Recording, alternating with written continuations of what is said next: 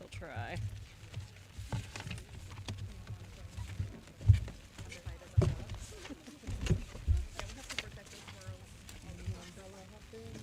Okay. Come on under it. If anyone wants to stand under mine, please feel free. I'll try to cover as many of you as possible. Come on up. You can stand next to me. Come on, Patty. Like I can hold it a little higher. Or actually, can I ask you to hold that? That would be awesome. Okay. All right. Good afternoon, everyone. Thank you all so much for being here. Shortly, you will hear directly from people who have been wronged and had their rights violated by Kristi Noem's Department of Homeland Security. Today, in the House Judiciary Committee, I questioned Secretary Noem. I gave her an opportunity to answer for her agents' lawlessness and the trauma that her personnel have inflicted on immigrants and citizens alike. Instead, what we heard from her were excuses, deflections, and flat-out lies.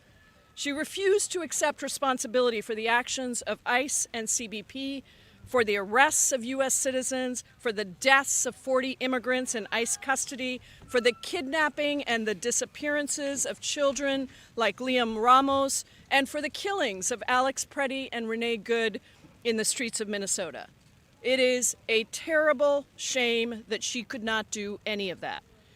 It's sadly unsurprising from an administration that would work so hard to turn us against our neighbors so that we don't notice that billionaires are stealing from us, that predators are running governmental agencies, that costs are rising and Trump is doing nothing to stop it. Tomorrow, the House of Representatives will vote on the DHS appropriations bill, a push by Republican leadership that aims to end the current DHS shutdown. Kristi Noem's display today only further cemented my belief that she needs to resign, be fired, or be impeached.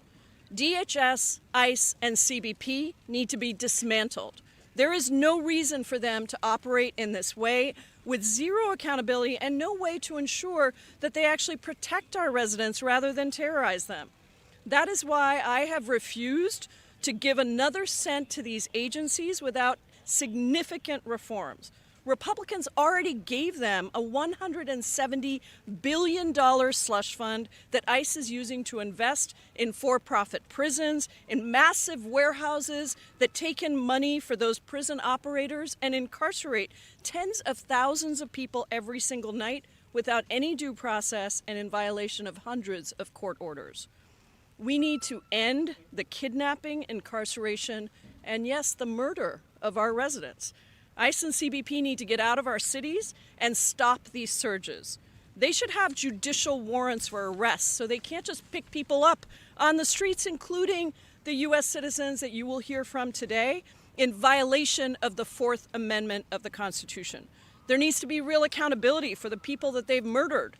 They need to stop terrorizing our communities and our neighborhoods. Noem and DHS are not serious to come to the table and take accountability for the wreckage that DHS has caused, much less to make any of these necessary changes.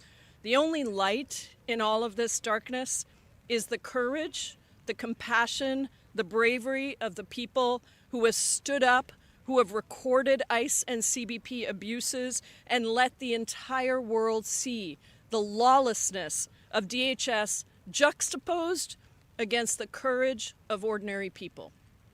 So let me pass it over to one of those people who understands the horrors firsthand and has courageously used her voice to showcase ICE and CBP's outrages, Patricia O'Keefe. Thank you, Congresswoman Jayapal. My name is Patty O'Keefe. On January 11th, I was violently arrested and detained while legally observing ICE in my neighborhood and was released 9 hours later with no charges. What happened to me was a flagrant violation of my constitutional rights. It was frightening, it was traumatic, and to this day, inexplicable. The ICE agents escalated quickly and without provocation. After briefly warning us to stop observing them, and as they were walking back to their car, one of the agents gave a little shrug as if to say, hey, why not? Came back and sprayed pepper spray directly into the intake vent of my car. The fan was on in my car, so the gas got in immediately. We started coughing. It was burning our throats, our eyes, our mouths. It was absolutely an excessive use of force. Then, without asking us to roll down our windows or even get out of the car, they smashed them in.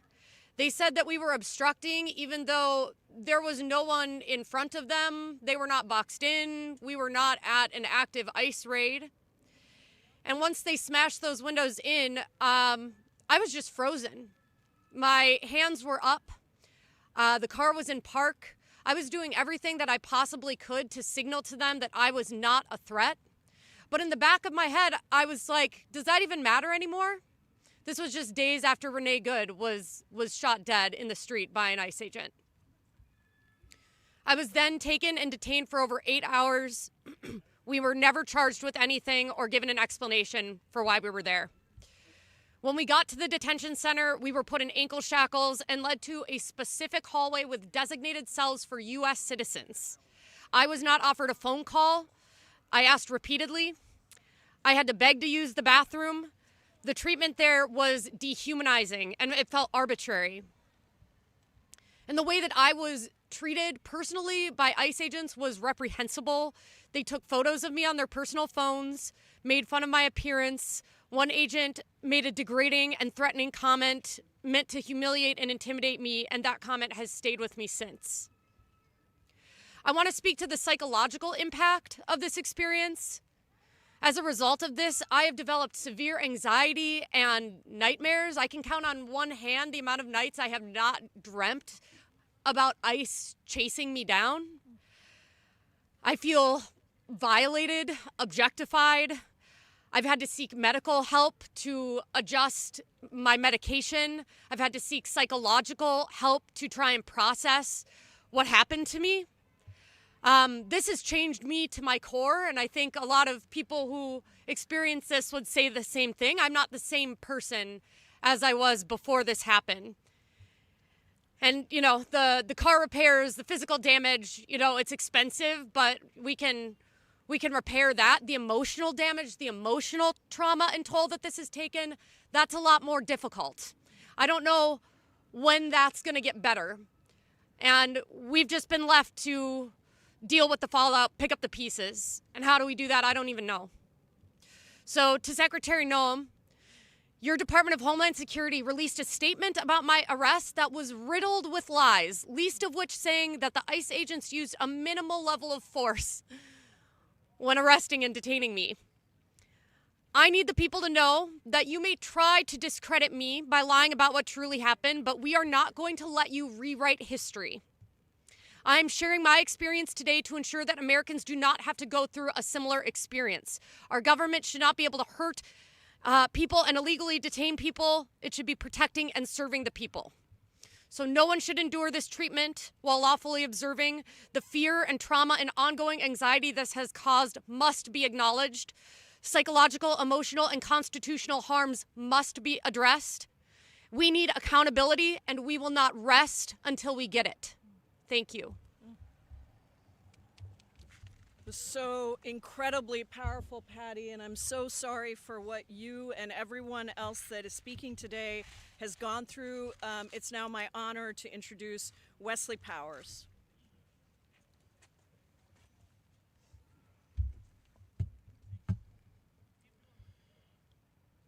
Hi, thank you, Congresswoman Jayapal. My name is Wesley Powers, and I'm a resident of the Twin Cities in Minnesota. I am also a Navy veteran, enlisted before 9/11 and serving both in Operation Enduring Freedom and Operation Iraqi Freedom.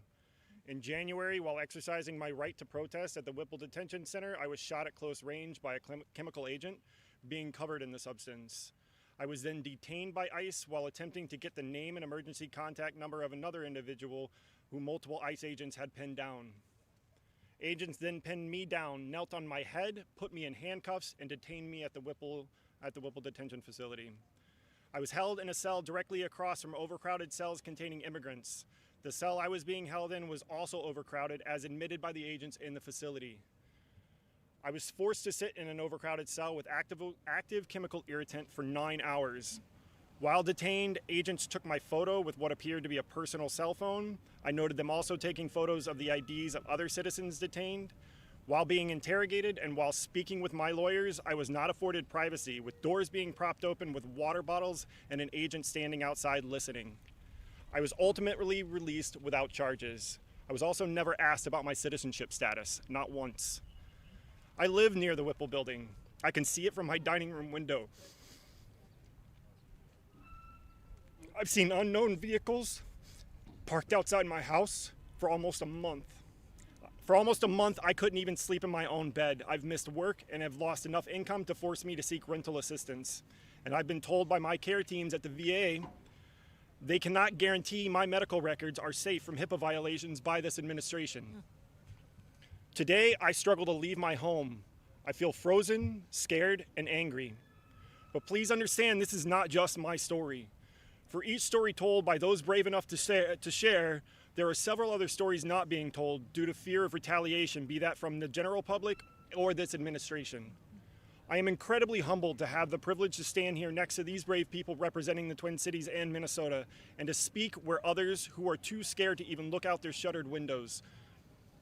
Because this is still happening to us, and these stories still need to be heard, and if others are too terrorized to speak, we will. Kristi Noem should take this opportunity to self-deport from her position and the abhorrent administration. She has brutalized our communities and is a domestic terrorist. We demand action now. Thank you. Incredibly powerful. Thank you so much, Wesley. Now let me invite someone to the podium that can also talk about what this means in the context of history. Haida Erickson. Thank you, Congresswoman. My name is Haida Erickson, and I was raised in Germany, but lived most of my adult life in Minnesota. Germany confronts the history of fascism directly, and when you go to school in Germany, you learn what it means, and you just start to wonder how could people do what they do. And that was a question also for me. What would I have done if I would have been an adult during fascist Germany? Unfortunately, as a U.S. citizen today, I have to ask myself again, what will I do as a U.S. citizen to what I see happening here in this country? And I think all of us need to ask this question, particularly in the context of DHS funding being discussed when there are no clear guardrails, when they are not protecting U.S. citizens, and when our constitutional rights are being violated. I have been part of a group at Unidos that train U.S. citizens in the Twin Cities and in the broader metro area to be constitutional observers. I got to this place because after the election, I really saw that people were being othered, meaning groups were being described very, very differently and set aside. You see this particularly with immigrants. As a U.S. citizen, I have seen, and as a lawful observer, I have seen people being detained that did nothing, that were released and without being charged, as you just heard, and given no explanation in terms of why they were detained. For me, it is just absolutely essential that I have to speak up about this. I recall one of the stories that are being told when you're going to school is when Buchenwald, the concentration camp in Germany, was being liberated, and a U.S. general ordered the neighboring mayor to come to Buchenwald to see what is actually happening there. The mayor, after that visit, said, "We knew, but we didn't know, but we knew." And I think this is exactly happening today. We know enough what is happening. We see children being detained. We see citizens being arrested. We see detainees dying, and we see our constitutional rights being violated. This is not business as usual here in the United States. Expanding DHS funding without guardrails is dangerous. And I have called my elected officials and really expressed to them that I do not support funding DHS without accountability and clear protection, that they need to protect our constitutional rights, to set guardrails, and to protect the dignity and safety of all, and particularly our constitutional rights. Thank you. Thank you so much, Haida. That is incredibly important information. Now it's my honor to introduce another brave U.S. citizen who is sharing his story, Ed Higgins. I'll hold it for you.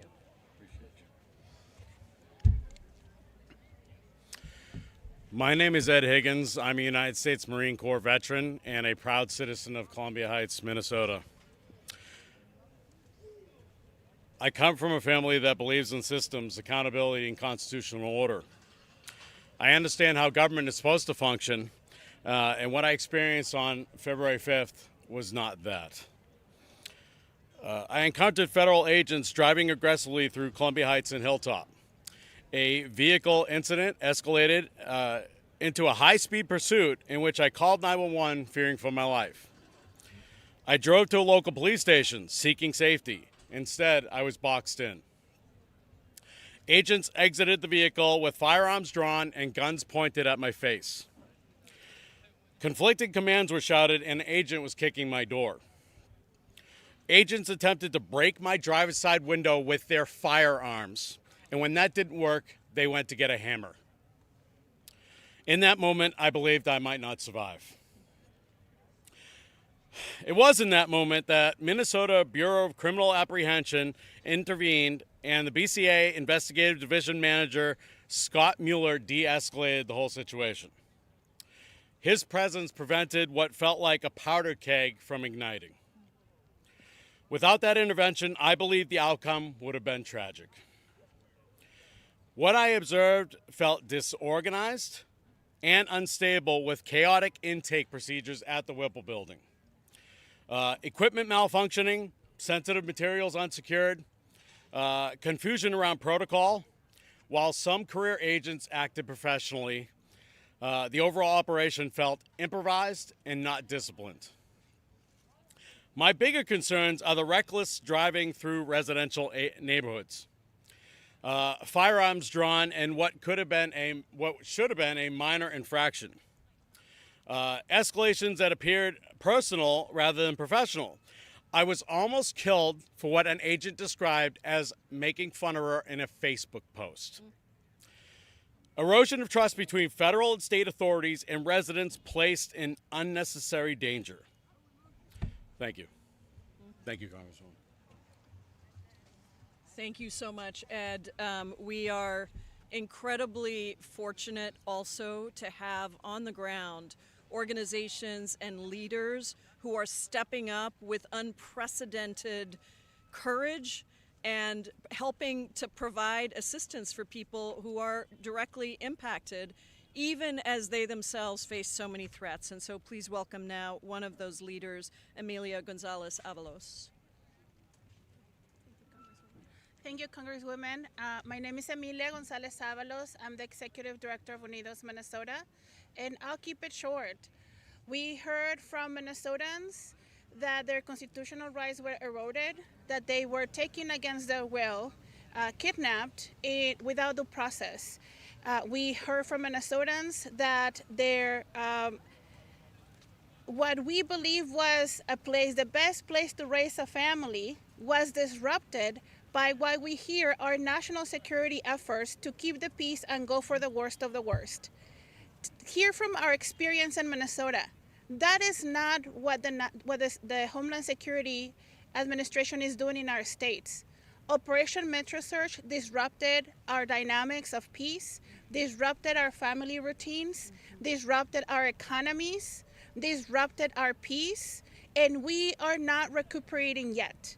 This is going to take years of economic reinvestments, of restabilization of housing, of social-emotional work with the families, immigrants and not immigrants, citizens alike who were impacted. And so what we are here to say is that please, Americans, do not take the bait, do not be distracted. They are working on getting more money to bring these to a site near you, to a hometown near you. And as Americans, we have the power and responsibility to make sure people understand that this is not the America, the constitutional Americans that our generations have fought for. We have an opportunity to do something today instead of reading this through history books as an inevitable thing that happened to us. We cannot let this happen to us. We have our rights still. We have each other. Minnesotans showed you that we have our neighbors, maybe the people that you haven't met yet. These are the neighbors that will show up and stand in solidarity with you in a nonviolent, peaceful demonstration. So that's all I'm here to say. We're very grateful for all the testimonies. We're grateful for the champions that we have in Congress and the Senate. We're very grateful for the institutional democracy that is still protecting some of our rights, but we cannot take that for granted. Democracy is fragile. It's a project that we have to caretake and protect every single day. And today is the best day for every single person to begin protecting that. Thank you so much for having us. And remember, no more money for ICE. We want an investigation with cooperation with the Minnesota Board of Apprehensions on the murder of Renee Good and Alex Pretty. We also want all forces of ICE outside of our communities and away from our corridors. And we also want a comprehensive plan on how we can protect the integrity of mixed status families who have contributed incredible amounts to this country, especially those that benefit the food sector and corporations like Target. Target can do better. They can hit their Fourth Amendment right. They benefit the most from farm workers and grocery workers that put food on the shelves of everyday Americans everywhere across the country. Thank you so much for having us. So incredibly well said, Amelia, and thank you so much to Unidos for all of your work and all of the organizations that are doing this work on the ground and all of the people of Minnesota. We have a few minutes for a question and answer. Yes.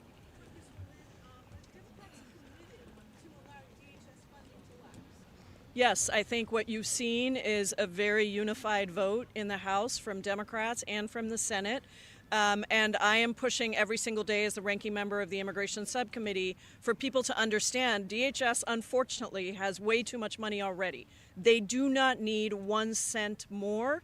And we must have real guardrails and accountability. And so we are committed to not funding DHS, to not funding ICE and CBP, and we're going to hold to that. And I think, listen, there are all kinds of things that the administration is trying to do to distract us from this, but I hope that every single American who is out there watching this press conference sees yourself in the stories of Patty and Ed and Wes and Haida and hears the cries from people like Amelia to protect all of our residents across the United States. These are not isolated incidents. There are 170 U.S. citizens alone who have been detained, according to ProPublica's reporting. And every single night, there are 70,000 people who are locked up in for-profit incarceration facilities who have not had any due process and are being held there despite having lived in this country, despite following the law, 75% of whom have never even committed a crime. So this is a critical issue for every single person across the country. Congressman, do you think in the hearing, Kristi did not apologize for the death of Renee Good or Alex Pretty? Do you think she should apologize? Yes. I absolutely think she should apologize. I think that she was not even willing to do what Todd Lyons did in saying that they should not have been called domestic terrorists. You know, they didn't even want an investigation. We had to push and push and push. And finally, we got that investigation. But she was ready to condemn Renee Good and Alex Pretty within hours of the murders of those two and take no responsibility. And once again, she was not willing to do that today, and I think the ranking member very clearly showed that she was not willing to do that. She had nothing to say to these U.S. citizens who are standing here who had their rights violated. She kind of mumbled her way through what the Fourth Amendment was, and, you know, I had to remind her that it's not the right to illegally search and seize. It is the protection against illegal search and seizure of residents of the United States. So she needs to go. I don't think she's going to apologize, unfortunately, but I've stopped expecting that.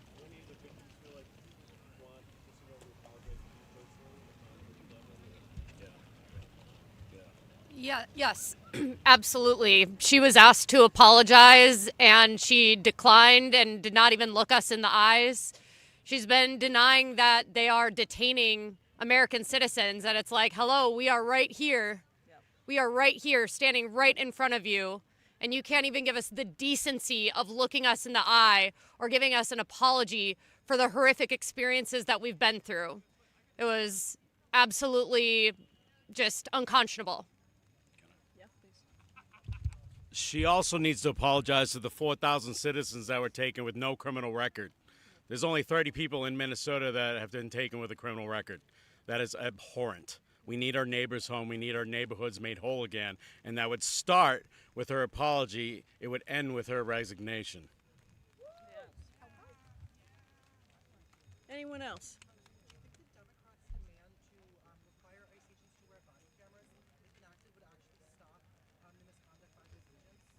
No, I don't think it would stop it, because this is a culture problem. This goes deep into what DHS thinks that they have the right to do, and that includes violating people's rights. So would body cameras help? Maybe, but not without somebody who is really demanding accountability and holding people accountable when they violate the law.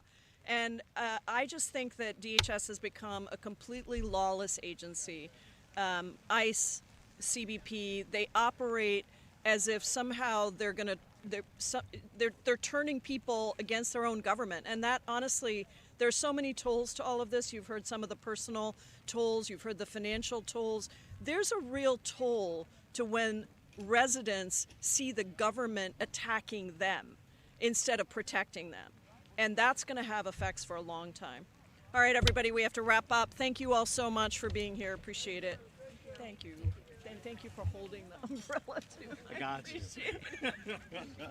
After that workout last night, I heard.